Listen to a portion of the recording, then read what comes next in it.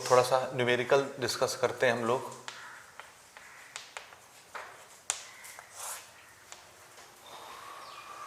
Numerical on the basis of मूल concept of solutions. हमने solutions के लिए जो मूल कॉन्सेप्ट डिस्कस किया है उसमें 2-3 क्वेश्चंस आपके एनसीईआरटी में अच्छे दिए हैं एग्जाम्पल के। वैसे तो रेफरेंस आप देखेंगे तो भरमार क्वेश्चंस आपको मिल जाएंगे सैकड़ों की तादाद में, ठीक है। तो आपको थोड़े बहुत क्वेश्चंस प्रैक्टिस करने हैं, इट्स कंपलसरी, नहीं तो फिर ये कॉन्सेप्ट आपसे नहीं बनेगा। और क्लास 12th में फिर आएगा सेकंड चैप्टर में ये पूरा सॉल्यूशन, और वहाँ तो और तगड़े से आपको प्रैक्टिस करना पड़ेगा। तो अभी से प्रैक्टिस कर लो उसको, ठीक है, ओके। और कर ही लेना, क्योंकि फिर जैसे ही इसके आगे के चैप्टर से स्टार्ट हो जाएंगे, ये तो अभी बेसिक चैप्टर है ना कैलकुलेशन का, कॉन्सेप्ट का, इसका नाम ही है some basic concept of chemistry, कि इसमें थोड़े छोटे कॉन्सेप्ट आपको सिखाते हैं, न्यूमेरिकल आपको प्रैक्टिस करवाते हैं। अगर आप अभी नहीं करोगे तो केमिस्ट्री के जो रेगुलर चैप्टर से स्टार्ट हो जाएंगे, सेकंड, थर्ड, फोर्थ आगे, तो फिर इसका तो कभी सौभाग्य नहीं मिल पाएगा 11वीं में दोबारा बनाने का, है ना। तो टाइम निकाल के आपको क्या करना है, एटलीस्ट 5 से 10 क्वेश्चन आपको प्रैक्टिस करने हैं।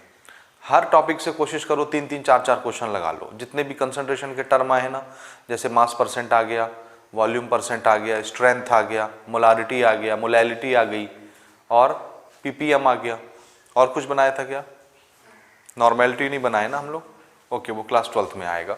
तो जितने भी टॉपिक अभी आए हैं उन पर एटलीस्ट 3 से 4 क्वेश्चन आप प्रैक्टिस कर लीजिए हर टॉपिक पर, ठीक है। तो 4-5 टॉपिक भी आ गया तो 3-3 क्वेश्चन भी लगाते हो तो कितने हो गए, ठीक है। 4 या 5 टॉपिक भी हैं तो 15 क्वेश्चन सफिशिएंट है, 15 से 20 क्वेश्चन कोशिश कीजिए, ठीक है। तो चलिए हम लोग एनसीईआरटी का क्वेश्चन लेते हैं, that is problem number 1.6। Mass percent पर ये डिपेंड करता है, ठीक है ना, मास परसेंट के ऊपर क्वेश्चन है ए सॉल्यूशन इज प्रिपेयर्ड। क्या बनाना है जी हमको, याद रखिएगा ये शब्द मिलेगा ही मिलेगा कहीं ना कहीं क्वेश्चन में, तो आपको समझ जाना है कि कौन सा टॉपिक आ गया, मूल कॉन्सेप्ट इन सॉल्यूशन। तो हमको एक सॉल्यूशन बनाना है, ठीक। अब सॉल्यूशन कैसे भी बना सकते हो ना, सॉल्यूशन लिक्विड फॉर्म में भी हो सकता है, सॉलिड फॉर्म में भी हो सकता है, और गैस फॉर्म में भी हो सकता है, ठीक है। वो डिपेंड करता है कि सॉल्वेंट कैसा है आपका। So a solution is prepared by adding. देखो सॉल्यूशन कैसे बना रहे हैं, क्या क्या मिला के, क्या मिला रहे हैं, 2 ग्राम ऑफ सब्सटेंस ए, वो किसी सब्सटेंस का नाम है, ए फॉर एप्पल, और हम लोग नॉर्मली ए और बी किसके लिए यूज करते हैं, याद कीजिए, ए किसके लिए, सॉल्वेंट के लिए, ठीक है, और बी किसके लिए, सॉल्यूट। लेकिन उन्होंने अगर क्वेश्चन में कोई नाम रख दिया तो फिर आप उसको अलग से लेके चलोगे ना, समझ आया। तो उन्होंने बोला है कि देखो हम एक सॉल्यूशन बना रहे हैं जिसमें हम क्या कर रहे हैं, 2 ग्राम एक सब्सटेंस ले रहे हैं, उस सब्सटेंस का नाम क्या है, ए फॉर एप्पल। कितना लिए ये, इसका वेट 2 ग्राम, मात्र 2 ग्राम। अब इसको किस में मिला रहे हैं, टू 18 ग्राम ऑफ वाटर। कितने ग्राम पानी में, तो हमने 18 ग्राम पानी लिया और 2 ग्राम क्या लिया, हाँ, जिसका नाम ए फॉर एप्पल है सब्सटेंस ना। अब हमने एक कॉन्सेप्ट और डिस्कस किया था, जो ज़्यादा मात्रा में होता है उसको क्या बोलते हैं, और जो कम मात्रा में होता है उसको क्या बोलते हैं। कम मात्रा वाले को क्या बोलते हैं, सॉल्यूट, और जो ज़्यादा क्वांटिटी में प्रेजेंट रहता है। तो यहाँ पे देखो ये सब्सटेंस ए सिर्फ 2 ग्राम है और वाटर कितने ग्राम है, 18 ग्राम, तो ज़्यादा ये हो गया, तो ये क्या बन गया, सॉल्वेंट, और ये क्या बन गया, ए। तो यहाँ पे ए क्या डिनोट करता है, सॉल्यूट, समझ आया। तो यहाँ से हम इसको इस तरह से स्टार्ट करेंगे, हम यहाँ पे कहेंगे लेट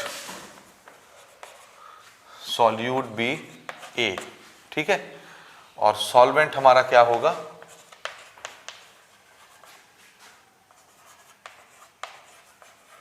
वाटर, क्योंकि वाटर ज़्यादा क्वांटिटी में है और जो चीज़ हम घोल रहे हैं उसमें वो कम क्वांटिटी में है, ये समझ आया। So substance A is our solute, ठीक, ओके। दोनों के मासेस नोट कीजिए एज ए गिवन बना के, मास ऑफ सॉल्यूट ए 2 ग्राम और मास ऑफ, अब हम इसका नाम रख चुके हैं ना, समझ रहे हैं, इसलिए हम इसको सॉल्यूट और सॉल्वेंट की लैंग्वेज में बता रहे हैं। दिस इज 18 ग्राम। दोनों का मास हमने नोट कर दिया जो कि क्वेश्चन में दिया है। 2 ग्राम सॉल्यूट 18 ग्राम सॉल्वेंट में मिलाएंगे तो सॉल्यूशन बन जाएगा, ठीक है, okay. Our question is calculate the mass percent of solute. उन्होंने बोला भी है सॉल्यूट का निकालना है, और सॉल्यूट इसीलिए हमने पहले क्या कर लिया, आइडेंटिफाई कर लिया कौन सॉल्यूट है कौन सॉल्वेंट है। आया समझ, आया या नहीं आया? तो हमको क्या करना है, सॉल्यूट का मास परसेंट निकालना है, यानी इस सॉल्यूशन में सॉल्यूट कितने परसेंट है ना। तो सॉल्यूशन जब भी परसेंट वाला मामला आता है, परसेंटेज वाला कंसंट्रेशन आता है, उसमें हम कितने पार्ट लेते हैं सॉल्यूशन के, 100 part.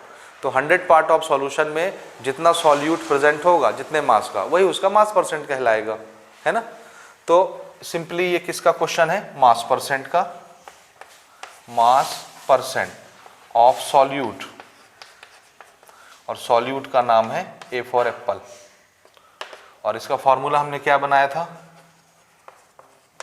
Mass of solute upon mass of solution.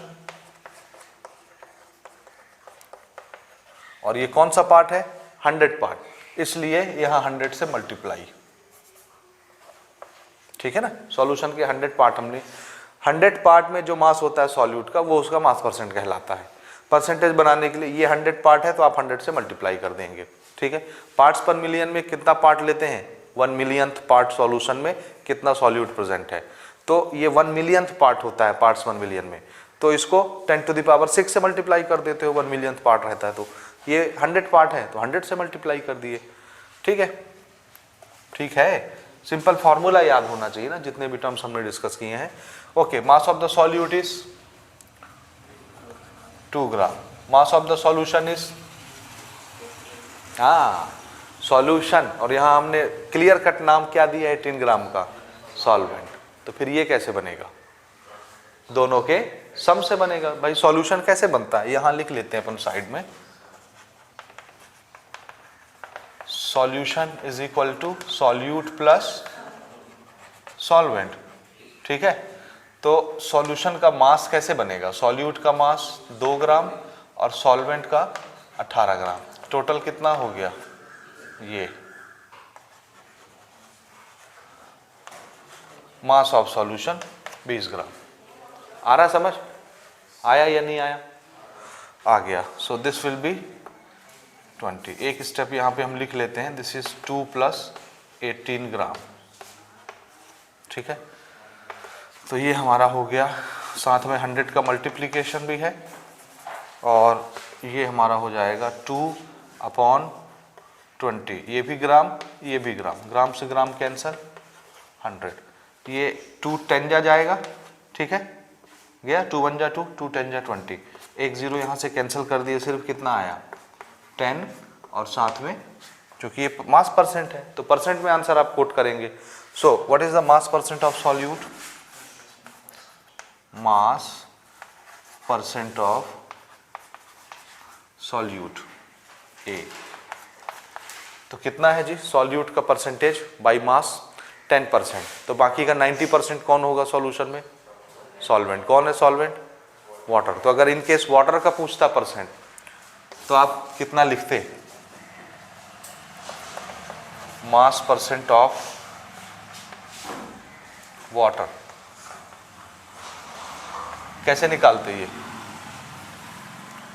Percent में टोटल कितना होता है 100, 100 में 10% कौन हो गया सॉल्यूट, तो 100 में बचा कितना 90%। तो इसको आप ऐसे निकालते हो कि टोटल परसेंट यानी 100 में से ये आपने इसको माइनस कर दिया, किसको,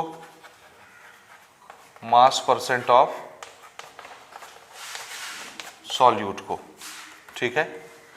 टोटल में से टोटल परसेंट, इसको ऐसे भी लिख सकते हैं, दिस इज टोटल परसेंट में, तो 100% में आप 10% माइनस करोगे, इट विल ओनली 90%, तो सॉल्वेंट का कितना आ जाएगा 90%, ठीक है।